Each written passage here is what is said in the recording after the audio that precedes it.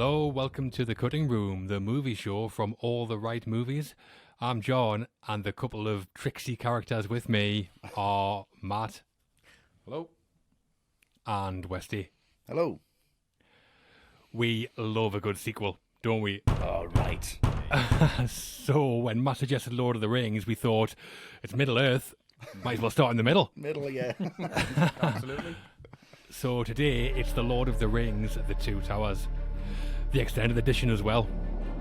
Oh, thank fuck for that. A massive film's most massive version. Yeah. So what were you thinking in putting this one up, Matt? Yeah, come on. Well, there aren't many films I've been as excited about as I was for this one. And do you remember how good the trailer for this one was? I remember you. We were at the cinema and the trailer came out. You just watched it every single time. I was going to watch the trailer. Yes, All it's right. true. That is absolutely true. You did. You know, You did. the music, yeah, you the loved choice it. of dialogue, the scenes in it. That trailer is better than like 80% of other films, and Wesley's dead on the money. I was always telling managers when I was working in the cinema, I'm just going to do a screen check, make sure everything's okay. I wasn't. I was going in and watch the trailer and then come back out. Matt, what's going on in the screen? I remember that. Bit of fire, I don't know. Didn't really look. So, yeah, anticipation levels for this one were through the roof. Very good. Well, my earliest experience with Lord of the Rings was when I was a kid, when I watched the Ralph Bakshi animation Oh, the Ralph from the Bakshi. 70s Oh, right, yeah, great, yeah. and found it terrifying. I mean, terrifying. Well, if I remember specifically, I was terrified of the Hobbit's feet for some reason. Didn't like them. Still don't really. At the end of Titanic, but we're here. But then I also have very strong memories of Peter Jackson's trilogy coming out, adapted from the classic books by J.R.R. Tolkien, of course. And I read all three books in advance. Wow. Also, Westy, me Yes. and you met around the time the Lord of the Rings came out. And one of my earliest... We did, yeah. All right, yeah. And one of my earliest memories of you is you constantly reading The Two Towers. Every time I saw you, you had The Two Towers in your hand. It's a big book.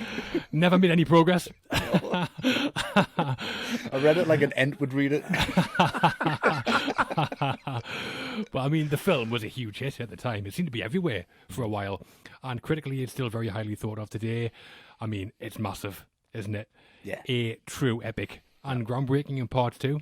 So looking forward to this one. Yeah. And Westy, The Two Towers, finished it yet? Just about the last chapter. I think I'm up to Helm's Deep. It's bigger than the screen that it was put on. It was when I went in, I was like, how fucking big does this film need to be, please? It was just gargantuan in its scale, in its effort, in its detail, in its storytelling, and in some of the acting, and it's just incredible. And some of the directions just so confident and so flawless. And it was just Christmas for me. Every year it was just Christmas, and there's a new one coming out, and this to me is a real Christmas film. It feels like a Christmas film because it came out in December and it was really exciting, and it was like there was nothing else but Lord of the Rings at the time. And Two Towers for me, it was one of the most enjoyable cinematic experiences I think I've ever had. I think it was just made for the big screen, and I miss it. I really miss the fact that we can't just watch this every year on the big screen, because I would be there every year. It's that good. All right, nice one. We're taking the Hobbits to Isengard as we talk The Two Towers.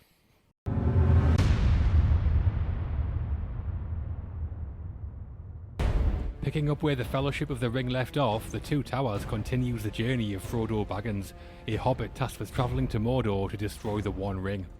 Meanwhile, the Kingdom of Rohan defends itself against the forces of evil in epic battle. All 4 hours of it, right? Oh, yeah. The end credits are 20 minutes long. Mental. I know.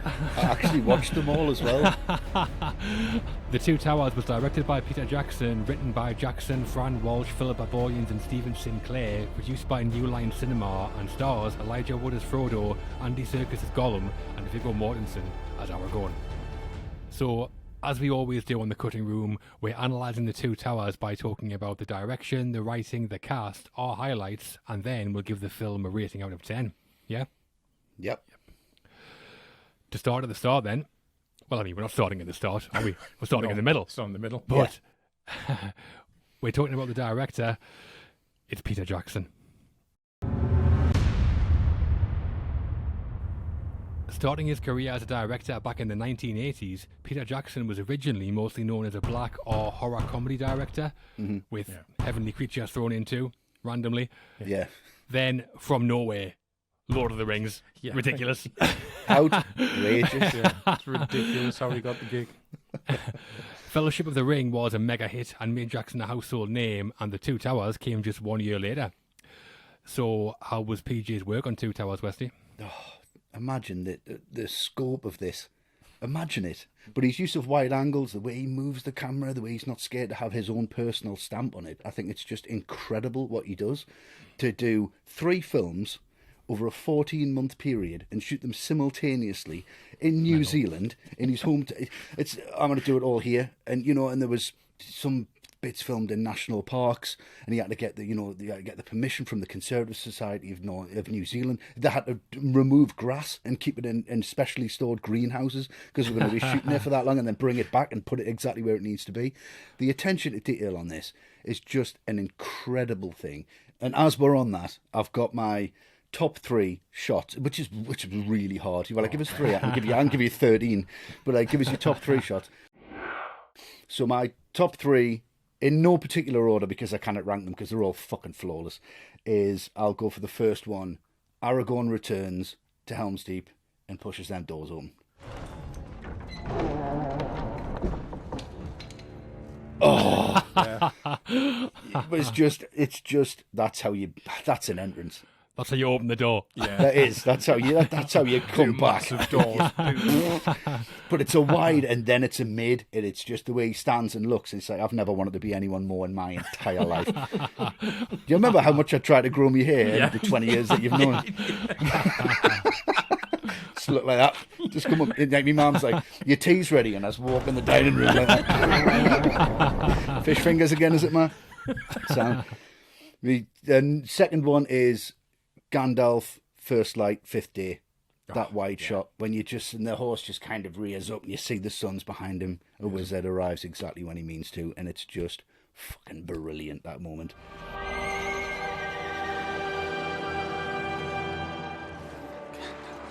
And the third one is the Nazgul in Osgiliath on the Fell Beast when it rises up and Frodo's just tiny in it. It reminds us of like Blade Runner 2049. Must have just went, that bit where she's like a huge hologram and it's looking over. I was like, oh, rip off Lord of the Rings. Yeah. It's like, and the bit where he just and it comes up, that whole sequence is just fantastic. But that one shot where it goes wide and you get it from Sam's point of view is fantastic. So that's my top 3. But an honourable mention to Brad Dourif when he sees the Uruk-hai army and that tear just drops. He can do that whenever he wants, Brad Dourif. And he's like, I'm just going to do it. Okay, fine. And it's just... How he didn't hear them inside. They're all just silent. Shh. He's coming out now. Fucking yes.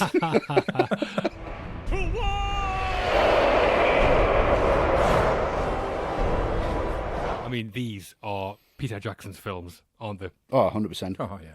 I mentioned the horror comedies, and he's also carved out a bit of a niche with documentaries based on restored footage. Yeah. But, I mean, you could bring about world peace, and Peter Jackson would still be the Lord of the Rings guy. Yeah, he would. I know that he was obsessed with special effects when he was a kid, and that stood him in good stead, because I think the thing Jackson does best in Lord of the Rings is blending together the many kinds of visual effects needed to create Middle-earth on the screen. Yeah. First, Jackson was dealing with all creatures great and small, men. Was he on that? Elves. Not a TV show. James Herriot. And to achieve a sense of scale between them all, force perspective, scale composites, scale models, and scale doubles in masks were used. And have you seen the big rigs they had on the set? Oh, yeah. Like basically people in huge remote controlled costumes on stilts to make the hobbits look small. Incredible. Yeah. And they made advancements in force perspective as well, where they use motion control so they can move the camera and retain the perspective. It's all like fantastic behind the scenes stuff. Yeah. There was loads of miniature work on the film. I say miniatures, some of the models were so large that they were called bigatures. Yeah. Nice. So one of the 2 towers from the title is Orthanc, ruled over by Saruman. The scale model of Orthanc was 27 feet tall. And Isengard, Saruman's fortress, was achieved through a combination of miniatures, matte paintings, and CGI. And the caverns under Isengard, which a lot of people probably think is all CGI, is actually all one huge miniature, a bigature. The entrance to Mordor is the Black Gate. We see it in the film with Frodo and Sam, and that was all done through miniatures as well. There was an Osgiliath scale model. There was a Helm's Deep scale model.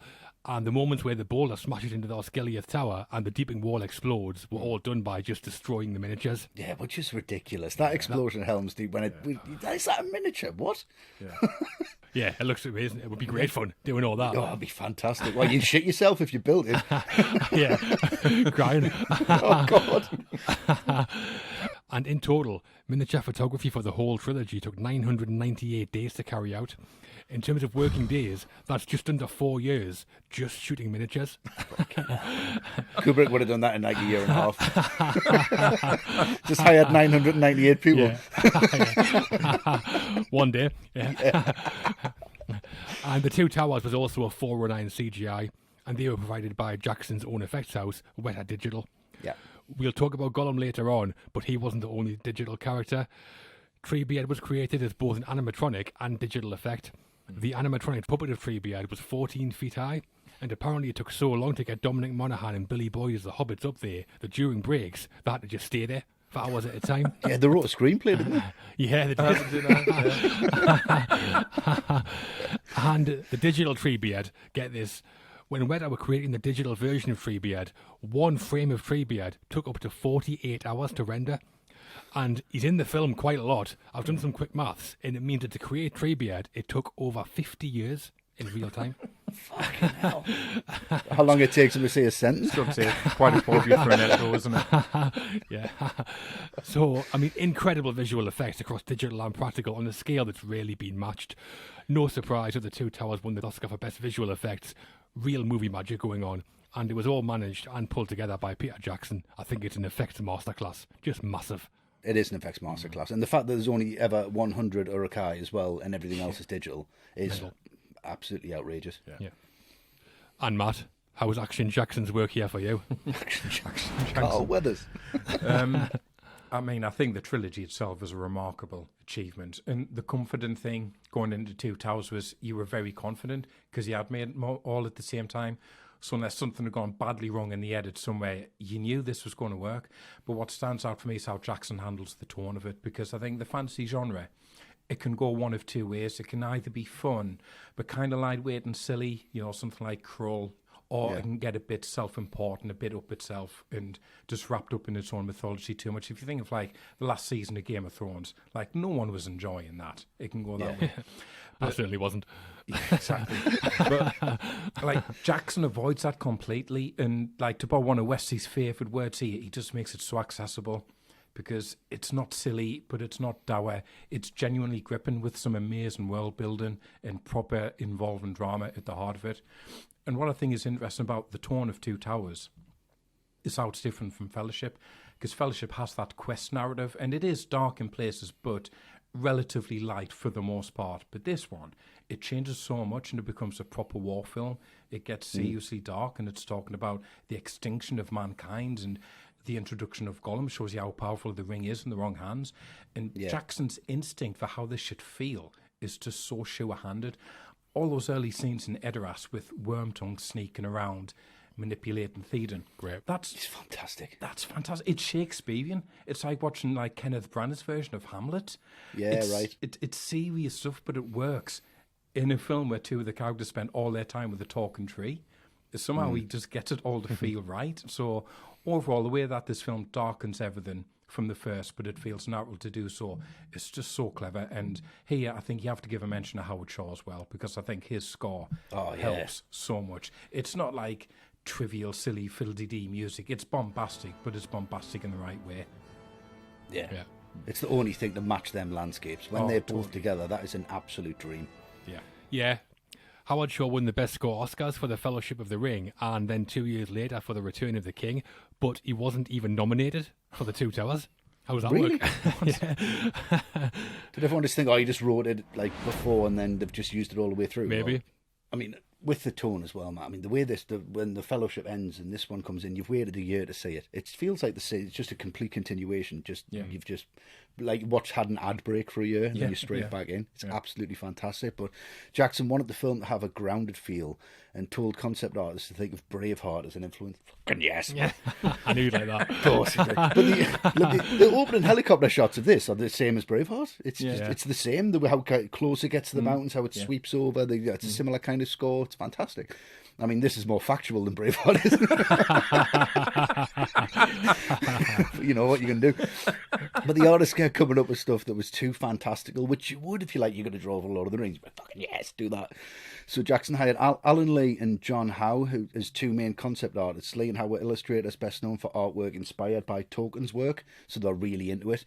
Yeah. And they nailed what Jackson wanted immediately. Like together, Lee and Howe designed Helm's Deep, The Black Gate, Orthanc, and loads of other stuff for the film, and it looks great. I mean, them drones are incredible. Yeah, they are. Oh, outstanding, Yeah. I mean, before these films came along, Alan Lee and John Howe were largely responsible for how Lord of the Rings had been visualised. Yeah.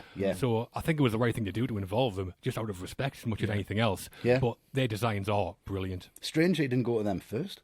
I know, it is. It is the obvious choice, you would think, yeah. Yeah, and as well as those, Nyla Dixon was the costume designer, and obviously loads of returning costumes and Fellowship, but the Rohirrim were new, and she based those on Anglo-Saxon warriors from about 1,000 years ago, and also took inspiration from Migration Eve of Sweden from around the same time, and they would have dragons and ravens on their helmets, so what she did was to swap them out for horses to represent Rohan instead. They're great, though. Yeah, class. It looks brilliant. Yeah. I mean, following on from that, I think we should mention the production design too. The production designer on the film was Grant Major, so he and his team created the location sets we see. The Kingdom of Rohan and Helm's Deep are two of the most memorable and massive.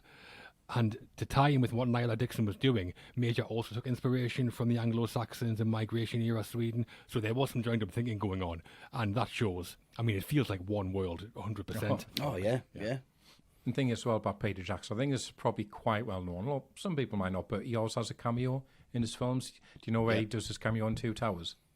It's in Helm's Deep, isn't it? It is. He's in Chainmail and he's throwing a spear at Helm's Deep. And also, he's got two kids, Billy and Katie, and they're in there as well. They're playing two of the refugee children. Yeah, that's right. Yeah. Real family affair. It is. Yeah. So Peter Jackson then, a big challenge in following his own work from the first film, but in combining modern blockbuster filmmaking and some old-fashioned movie magic, he pulls it off, we think? Absolutely. Definitely. Coming into Lord of the Rings, Peter Jackson's longtime screenwriting partner was his real-life wife, Fran Walsh. They were joined on The Two Towers by Philippa Boyens, and Stephen Sinclair also has a writing credit. How'd it go then, Matt? The writing on The Two Towers? I think it's at a level that most of the films in the genre usually fail to match. For one thing, this is the trickiest one to work on screen because it's the middle. So there's no real start. You're thrown straight back into everything. You've got to pick it up. And it doesn't really have a narrative end. Nothing is truly defeated at the end. Frodo is still nowhere near Mount Doom. And yet it feels complete. It's still told its own story. And I think it does that partly because how much genuine character development you get here. So Frodo, for example, in Fellowship, he doesn't really have much of an arc. And a lot of the adventure is just kind of happening around him. But here, because Gollum is introduced, you start to see where his character is going. That is his fate if he can't destroy the ring, if he is seduced by it. That's how he's going to end up. So now his character has a dark and tragic arc to escape from. And you see in the film, he's struggling with that constantly. He's torn between believing Gollum and believing Sam. And that little group is splintering, and he's manipulated all the way. It just makes him much more interesting as a character. And it's the same with Aragorn. You think back to his introduction in Fellowship, looking really sinister in the tavern. You can't see his eyes. Ranger. He's under the hood, amazing. And for a large part of that film, you're not sure how much you can trust him. You don't believe he is, worthy of being the heir to the throne of mankind. But then you have that scene in Helm's Deep where Legolas points out everyone is going to die, and Aragorn just snaps, "Then I shall die as one of them." You can see how he's grown so much into being the leader that he's always destined to be, which obviously pays off so well in the third film. So I think there's some great character in this. And what probably helped is they had an expert on set a lot, which was actually Christopher Lee, of all people, because he said he read Lord of the Rings once a year until his death in 2015. Much like me. Yeah, like Westy. Yeah, I read it once over all of the years. I might finish it before I die. Well, also, Christopher Lee was the only member of the cast to have met Tolkien for real. That's right, yeah. Apparently they bumped into each other in a bar in Oxford. Yeah. But Christopher Lee, great as Saruman, isn't he? Oh, he's Fantastic. He's totally taken it very, very seriously. Yeah, he he's loves it. just he's everything. His pronunciation as well. He gets everything spot on. He's just absolutely perfect. Rohan, my lord, is ready to fall. Well, for me on the writing, I don't think it's perfect, I must say. Some of the dialogue is very on the nose and very earnest. Now, Mr. Frodo, you shouldn't make fun. I was being serious. So was I. Makes me cringe a little bit sometimes. I Yeah. have some problems around some of the logic too. Like 1 minute Gandalf's fighting the Balrog about a mile underground, the next they're on a mountaintop. It's like, how'd they get up there? It's a Balrog. Well, I can do anything. You're missing the point. Where I think the writing excels, though, is the narrative. The story obviously comes from Tolkien, but the writers here did make some fairly sweeping narrative changes. So, in the novels, Boromir doesn't die at the end of the Fellowship of the Ring. He dies at the start of the Two Towers. Right. And I think they were definitely right to change that. Oh, yeah, 100%. In the book, the elves don't turn up to help at Helm's Deep. And another elf, Aragorn's love interest, Arwen, isn't in the book at all. Right. Oh, yeah. Generally, apparently, only 19% of Tolkien's characters were female. Yeah. Like, no women, please. Wow. For Tolkien, yeah. Yeah. In the book, Éomer, who leads the Riders of the Mark, isn't banished from Rohan. I mean, that moment where Éomer and the Riders turn up. I mean, come on. Yeah, That's fantastic. the best line delivery of Carl Urban's career. Yeah. That. I don't know, like, he's Judge Dredd, isn't Definitely not something from the boys, is it? That's it. Hot shot. Brilliant. And in the book, Helm's Deep isn't the climax. It happens in the middle of the story. The final act of the book has dual plots. The confrontation with Saruman at Isengard and Frodo being attacked by Shelob, the giant spider. right. They move both of those sequences into the first act of The Return of the King, making Helm's Deep the climax of the Two Towers. Yeah. I think to say that was the right thing to do is a bit of an understatement. Yeah.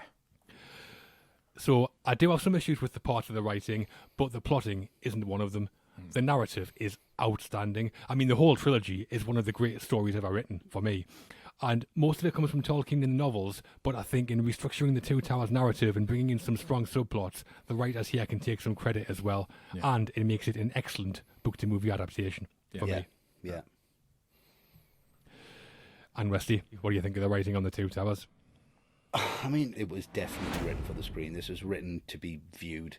And I think they completely understand the source material. And I think when they move stuff around, it's almost like they kind of like bow into it, kind of like, you know, you bow to no one. But they're kind of like, is it all right if we move this here? And it's done very carefully, and it's very considered, and it's very well done, and it's got a lot of respect to it. And I think a lot of the writing does have a lot of respect to it. But on a whole, I mean, to even look at them, but like you said, I haven't even finished the Two Towers yet. Even just to look at them on my shelf, I get a panic attack. So just to get them, get your mates and your wife involved, and just say, right, we're not going to get divorced at the end of this. Like, it's a real commitment. So it's just like, and the way that they've done it is just, it's yeah. I mean, the writing's fantastic. It doesn't feel like something that's above itself. It's just beautifully done. What I like, though, is there are nods to the book in the film as well. So, you know, that scene where Faramir and Madril are looking at a map of Middle-earth, that's the map featured in the actual books, which was run by Tolkien's son, Christopher, which is a lovely touch, I think. Looks great as well. It does look great. It does look great. Yeah, Tolkien died in 1973, and after he did, Christopher Tolkien went on to edit and release some of his dad's other work, like the Silmarillion and the History of Middle-earth series. And Christopher Tolkien actually later criticised Jackson's films. Really? All right. Yeah, he said they gutted the book, making an action film for 15 to 25-year-olds. And he also called Peter Jackson Action Jackson. He didn't really. Imagine. Christopher Tolkien's favourite film is Carl Weathers' Action Jackson.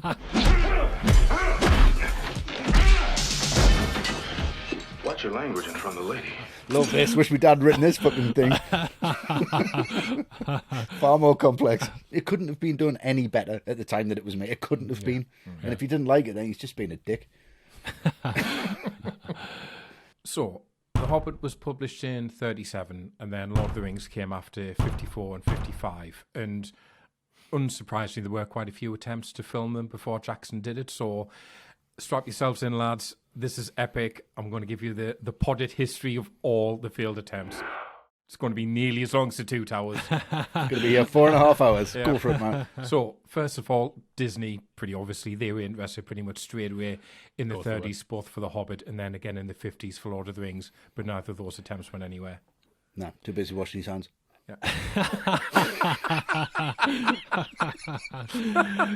Yeah, Disney said that Tolkien's work was too serious and too violent, and Tolkien said that he had a heartfelt loathing for Disney films. So, not a great combo. There you are. That's how Never it going to get on. Yeah. But then there were others interested in animating them. So in the 50s, a guy called Al Broadax, he tried to get the rights.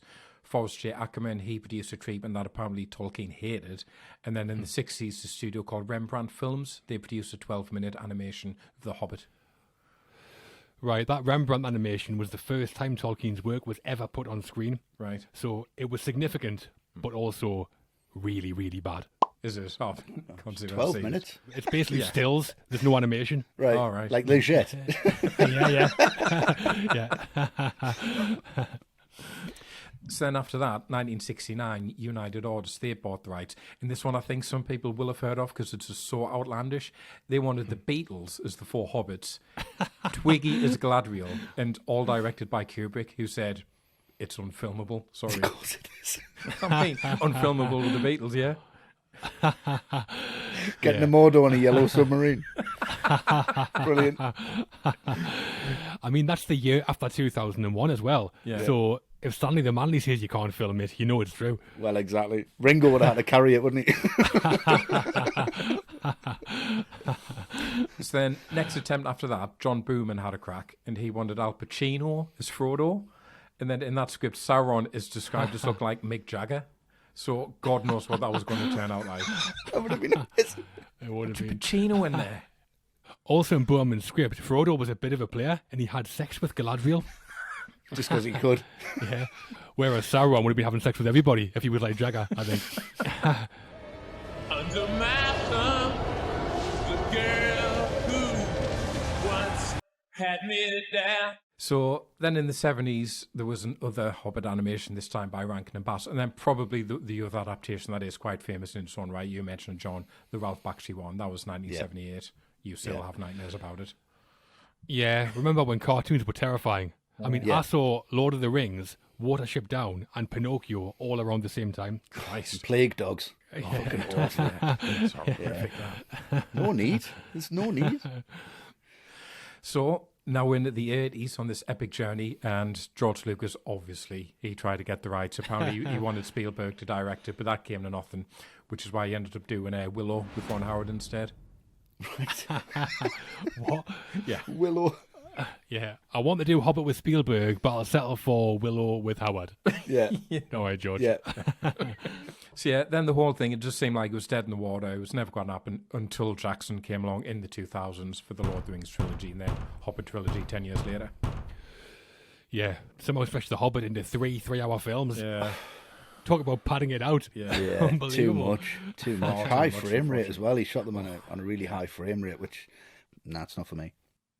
So yeah, Peter Jackson came on the scene in the 1990s with New Line Cinema.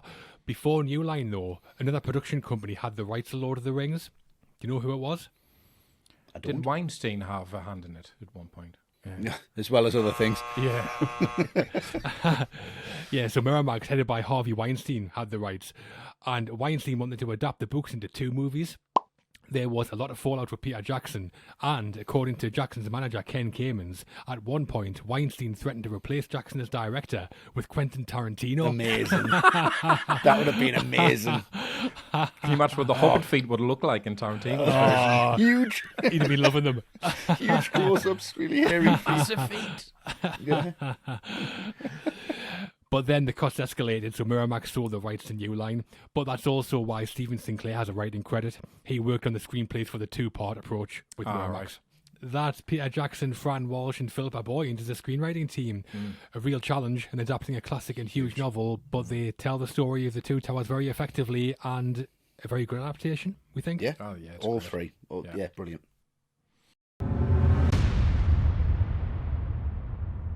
Huge sprawling novels that are turned into huge sprawling movie trilogies usually have huge sprawling casts, and The Two Towers is no different.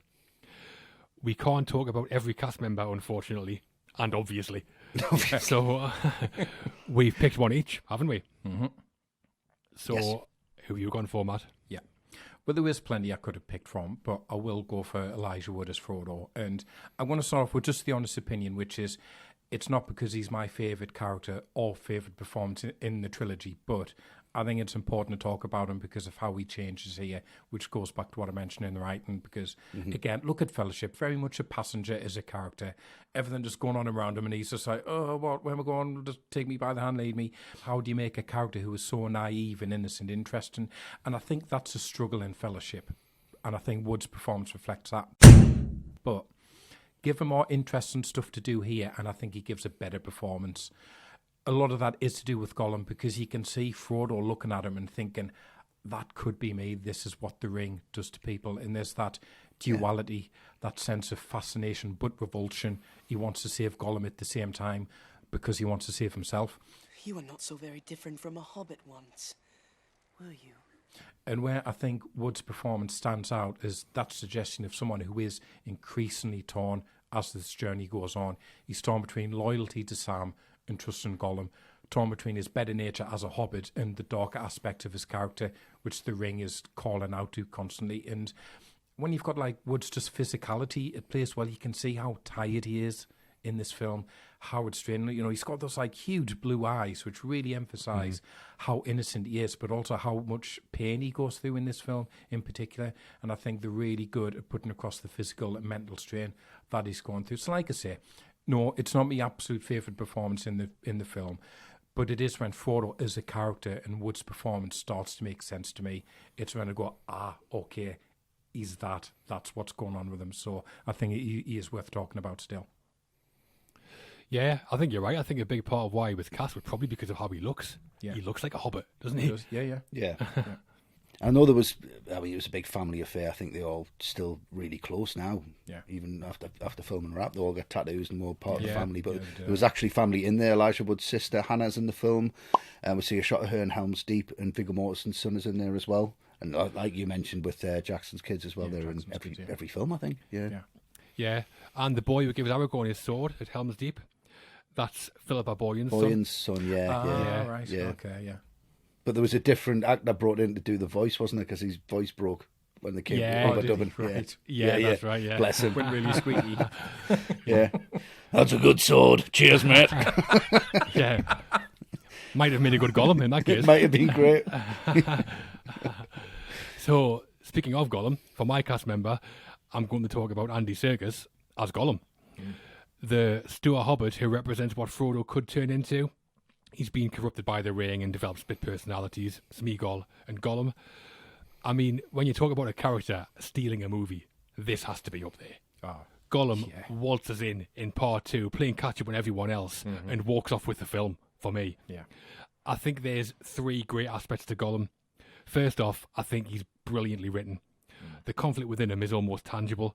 Gollum wants the ring all for himself, Smeagol wants to help Frodo and be a good person, and that's realised on the screen in the famous scene where we see both sides of Gollum's personality arguing. Yeah. And the fact that the bad side of him wins out in the end, and he ends up dying for the ring, makes Gollum a tragic figure, really. Yeah. Secondly, the performance from Andy Serkis. He provided the voice and also performed the motion capture. Serkis said that he based Gollum's mannerisms on heroin addicts in Withdrawal, Right. and I think that does show, and for the best. Yeah. And I don't know how he does the voice. It sounds really painful to do that. Yeah. Stupid fat hobbit. I mean, I think it's a great performance. Peter Jackson and the producer Barry M. Osborne actually campaigned for Serkis to be nominated for an Oscar, if you remember at the time. Yeah, I remember. But Academy regulations said that you have to be actually on the screen to qualify. But he is. I know, yeah. And finally, as an entirely CGI character, Gollum was groundbreaking. The first fully CGI movie character was in Young Sherlock Holmes, and the first who was a main character was this guy. Yeah. But I think it's fair to say Gollum's a bit better written than Jar Jar. In every aspect. Yeah, a little bit. I mean, Jar Jar's one personality's bad enough. Excuse me. Don't give him anything to do. He's just going to fuck everything up. But Gollum, he's brilliant. The best character in the film, the best performance in the film, and a groundbreaking creation. Yeah, I mean, Serkis said that he had Gollum juice, didn't he, as he was recording the voice, which was honey, lemon, and ginger, and he just had to just keep his vocal cords kind of loose. And it's that smash cut to the day, and he's just, and you just go, I was in the cinema going, fucking hell, he looks real. Yeah, that looks real. It's like the sunlight, you see everything. But another great thing as well, is a really nice touch, is that when Gollum talks, the pupils of his eyes actually change depending on which version is talking. So Smeagol's pupils are wide-eyed, and Gollum's are much smaller, which is really good when you watch that back and forth. And Serkis did that in one take. He actually did the back and forth just in one. Master's my friend. You don't have any friends. And the thing is, Serkis, he was only supposed to be on set for 3 weeks to do the voiceover, but Jackson loved his audition, so cast him to do the motion capture as well. The only problem was Weta Digital had to recreate Gollum to match the facial features up to Serkis. In this space, he meant redoing 2 years' worth of work in 2.5 months. Wow. Yeah. So in the scenes where we see Frodo, Sam and Gollum interacting, Andy Serkis was there filming those scenes with Elijah Wood and Sean Astin wearing a motion capture suit, and Gollum was then composited on top of him in post. Honestly, for me, Serkis as Gollum blows Elijah Wood and Sean Astin off the screen. Oh, yeah, 100%. Oh, totally agree. And for anybody who's interested, rendering one frame of Gollum would take 8 minutes, rather than the 2 days it took Treebeard. Yeah. And Wesley, still a few to choose from in the cast, so who are you going for? Who am I going for? Mortensen, obviously. Obviously. Come on. Your haircut. He's just amazing. You just look at him and you just go, this guy is just flawless. He is. You know, you're going to fall in love with him immediately, aren't you? It doesn't matter who you are. It just defies everything. It's just an incredible character, but just so beautifully realised by Viggo Mortensen. He lives and breathes it. But the thing that I get from Mortensen, I mean, his shoulders must have hurt from carrying the whole film, because he, for me, is just, whenever he's on screen, it's just electric. Right out with me. Fine. Yeah. I would. 100%. I can't even ride a horse. Fucking, I'm on there. No problem. Not a problem. I've never seen anyone own a character like this before. And Peter Jackson would talk to him on set in between takes. And he wouldn't even call him Viggo, he'd call him Aragorn all the way through. And he wouldn't even know. He'd just respond to it. Aragorn. And then when people would laugh at me, he's just that into the character. I think he's absolutely fantastic, to the point where, you know, when they're chasing the Hurricane, you've got that sunrise shot. And that was his idea. And he got the second unit to camp out with him for one night. Like, this will be a laugh. Fucking great. And camped out. He's like, let's get a sunrise shot of us just running across the plains. And it's a second unit who shot it. And that's how they got that shot. Peter Jackson was like, do you want to direct this film or what? Because that's a beautiful thing. The camera just moves to his face and I just go, fucking yes, man. 100%. Perfect. Jackson was like, the last time I looked, Peter Jackson, not Viggo Mortensen, was the director of Lord of the Rings. Yeah, exactly. Also, do you know how old Aragorn is? 87? Yeah, he's in 86? 87. He's in some nick. He's great. And Mortensen formed such a strong bond with the horse that he rode on set that he bought him from the owners. Yeah. That's right, yeah. Yeah, the horse was called Brago, and Mortensen also bought a second horse, so Brago would have a friend. Yeah, and he bought some for the other riders as well, some of the did, stunt for the riders. He horse actually training bought for them to take home, yeah. Yeah, nice man by all accounts, Viggo Mortensen. Wonderful guy. Yeah, he's amazing, but he was in the wars in more ways than one during film, because that scene near the beginning where he kicks that helmet because he thinks Merry and Pippin have been burned.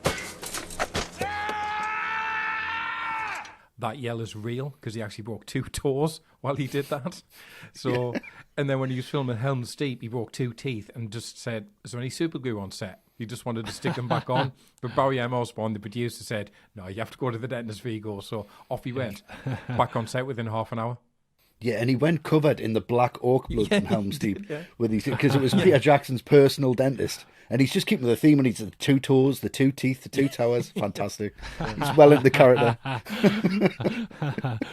And then also, when he filmed the scenes where Aragorn's floating down the rapids after the walk attack, he was sucked under the water and he was trapped for about a minute. Wow. Defying death, Mortensen. Yeah, constantly. Yeah, that could have been nasty, that. And also, apparently, Viggo Mortensen and Liv Tyler pretty much learned Elvish. And it was their idea for Aragorn and Arwen to speak Elvish to each other in the flashback scene. Estelio gurulin nedagor. Ethelithach. Which is great. Yeah, it's really good. There's also footage of Viggo Mortensen singing Elvish folk songs too. Yeah. He's just having a laugh, isn't he? Yeah, he's loving just- it.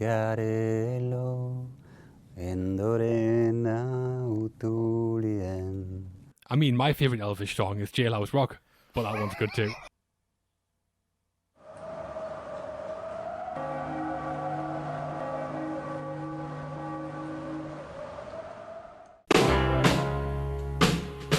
A huge cast in The Two Towers, like we said, and Sean Astin as Samwise Gamgee, Ian McKellen as Gandalf, and Christopher Lee as Saruman all play significant roles, along with all of these.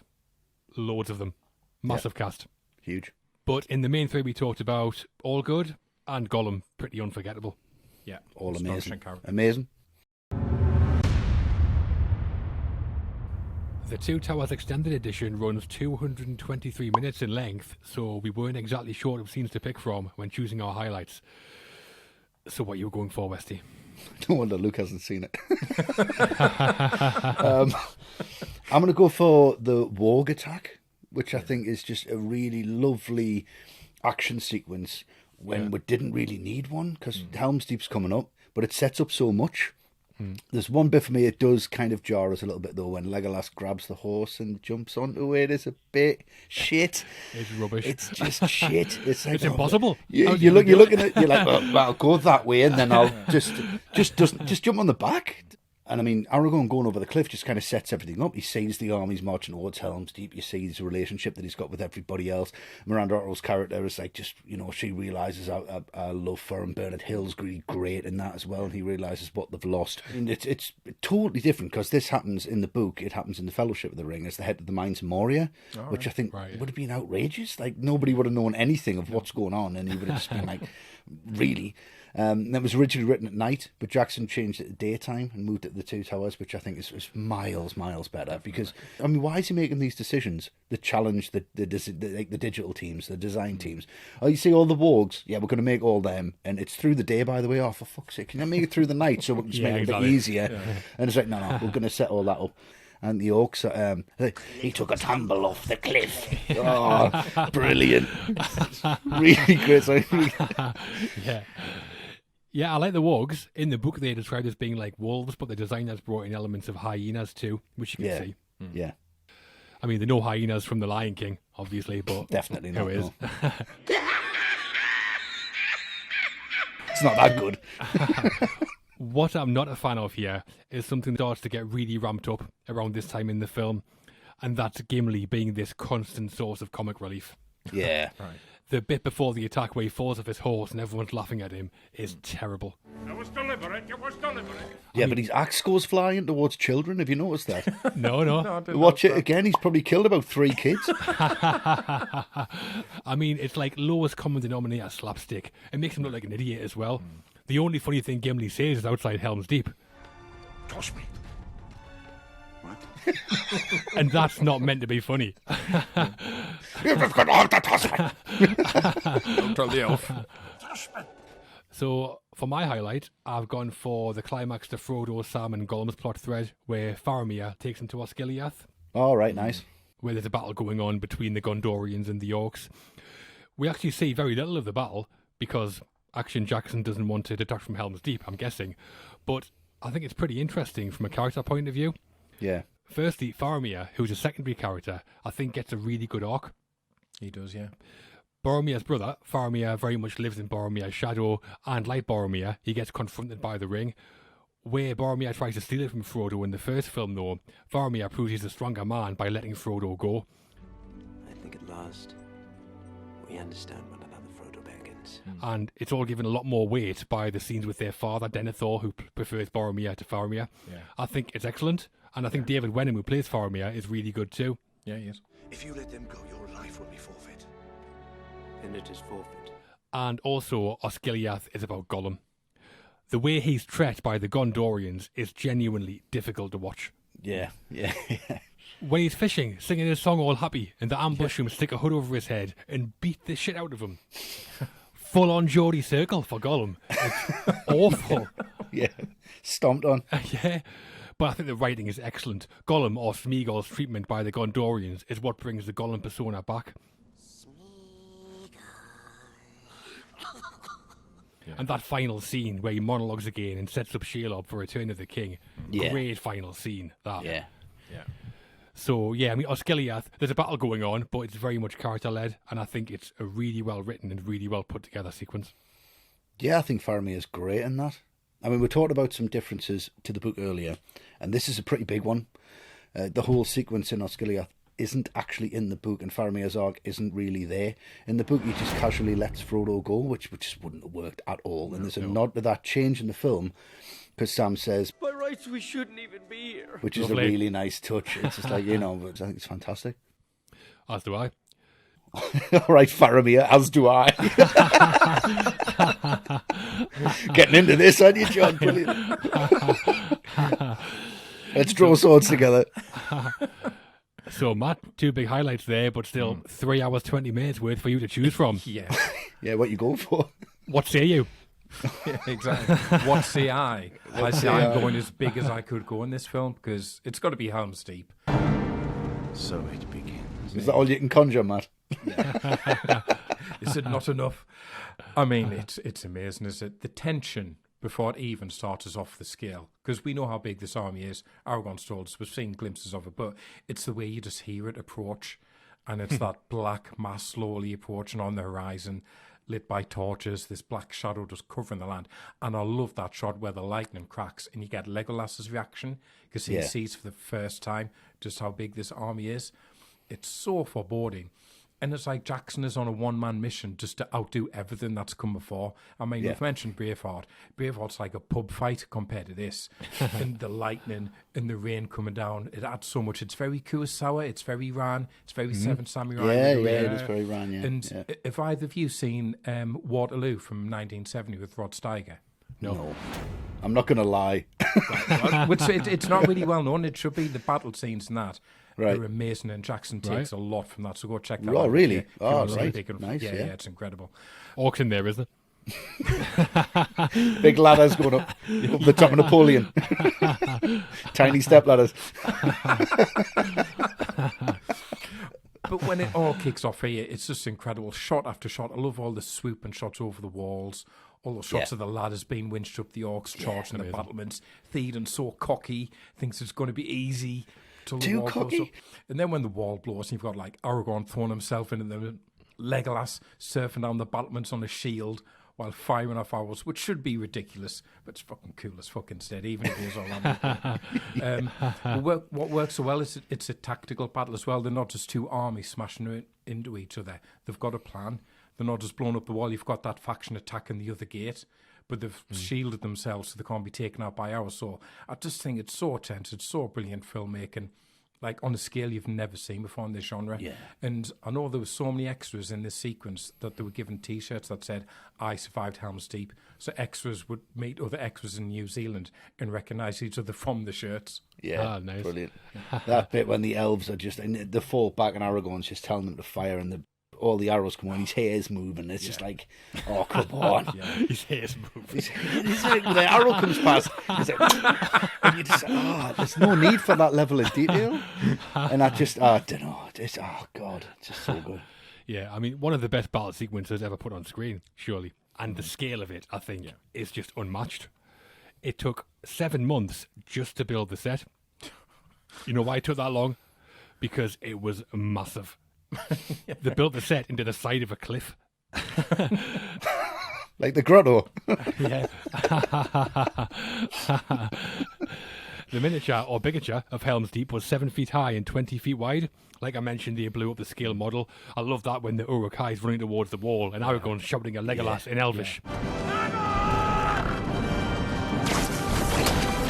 And it seems like a punishment, like Legolas is fucked up. Like, what's he supposed to do? He hits him like 3 times, and he's still going. You're not going to take that guy down. I'm sorry, no way. Yeah, the battle itself was shot over 4 months. 4 months it took to shoot Helm's Deep. That's like a whole film. Yeah. Ridiculous. 3 months at night and 1 month during the day. That's mental. That's almost a third of the whole production. Yeah. Absolutely massive. And the editor was Michael Horton, and apparently the first cut he and Jackson put together of Helm's Deep was 20 hours long. Amazing. I want to see that. I'd watch that like easily. Get that released. Yeah. Yeah. Too right. I want a version of the Two Towers that to watch it. I've got to take a week off work. 2 weeks off to recover. 20 hours Helm's Deep. You'd be sitting just rocking backwards and forwards. Sitting in a cold shower like Casino Royale. And during the battle, we see a soldier on the wall who's only got one eye. But he was an extra called Wayne Phillips, who turned up with an eye patch. But Jackson asked him if he was interested in being in the film without the eye patch. And he's like, really tentative at first, but he's like, fuck it, yeah, I'm going to look amazing. So it's really, once he did that, it made him feel far more comfortable with his condition, which I think is a really nice touch from Jackson. Yeah, lovely. I think being front and centre in a huge film for a shot probably sweetened the deal as well. Yeah, I mean, I'd cut my eye out to be in Helm's Deep, to be fair. I love the makeup here as well, the orcs and the Uruk-hai. And did you know most of the goblins are played by women because goblins are smaller than orcs? That's right. And the Rohirrim as well. Yeah. Yeah, Jackson put beards on them. Yeah. Stick on beards, yeah. Like dwarf women. Yeah. And then the actors playing the Uruk-hai, they would have to spend 10 hours in makeup. And because orcs have black blood, Jackson, because he's just full on detail, he wanted the inside of their mouths to be black as well. So if you were playing an orc, you had to rinse your mouth with this special licorice mouthwash before filming. Cool. I mean, the goblins, the orcs, and the Uruk-hai all look fantastic. Yeah. Yeah. Except for, have you noticed the orc who looks like Mickey Pierce of Only Fools and Horses? Sounds like him too. What about them? They're fresh. There's no reason, Rodney, but why break the habits of a lifetime, eh? It's I think I uncanny. know the one you mean. Might be I think I know the one you mean. Yeah. That might have been Mickey Pierce, but it wasn't Mickey Pierce's voice. Because when them orcs are, orcs are arguing about, the hobbits and whether they can eat them or whatnot, all of them orcs' voices, each one of them, there's 3 of them, they're all Andy Serkis. Oh, wow. Which is fantastic. Looks like meat's back on the menu, boys. When the Uruk-hai first arrive at Helm's Deep, they're all chanting, but you can hear it like it's really low in the mix, and then it just gets better and better and bigger. But the chants were recorded at a test match between New Zealand and England. So Peter Jackson went on the pitch, and they put orc words up on the giant screen, and there's about 25,000 people just chanting these words. Jackson, that's his confidence though. Imagine like there's 25,000 people. Can you just show them some words that don't make any sense and go out there and get this performance from 25,000 people? That's how good of a director he is. Ridiculous. Yeah, it works great as well, doesn't it? When they're all chanting and slamming the spears down. Brilliant. Yeah, it's massive. I don't like it. I love it. 3 huge scenes there, and there's still several hours to spare. Yeah. All excellent though, and the Battle of Helm's Deep, one of the great screen battles. All-timer. It's the battle that every other battle needs to be. Matt, this was your pick. Started in the middle. So, you first, please.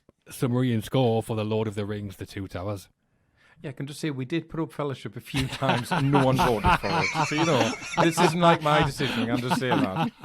Straight in there. Yeah, well, you've done this little dig a couple of times, John. Like I'm an idiot for doing it. Matt in the middle. Right, the verdict. So, the trilogy, it's just one of my all-time favourite trilogies. I would have been happy to talk about any of them. This one stands out because it should have been the tricky one. No beginning, no resolution. Everyone just keeps on going in this film and gets nowhere, basically. But that's what makes the achievement all the more special. I saw this, I think, about 4 times at the cinema because at the time, I just knew I had to make the most of it because a film like this comes along very rarely. And it was free. And it was free. Yeah, that's the real reason. Come on. The extended edition adds so much to it. No, it's not perfect. It is a bit long-winded. There's hammy performances, some bad lines in there, of course there is, but still, what Peter Jackson managed to do is incredible with these films, and this, for my money, is the best of the 3, so it gets the full 10. Oh, wow. Massive score, and it's a massive film, isn't it? It is a massive film. In every way, runtime and scale off the charts. Yeah. I mean, the way they shift the narrative structure and bring in some of their plot threads, it's a fantastic adaptation of a classic book.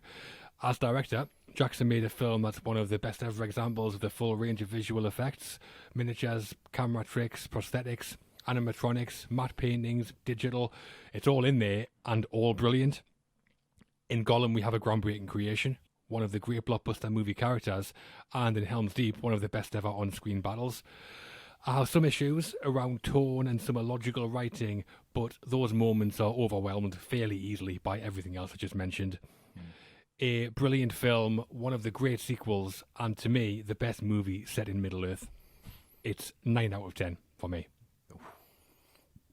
Wow. And Westy, what 10 out of 10 are you giving the Two Towers?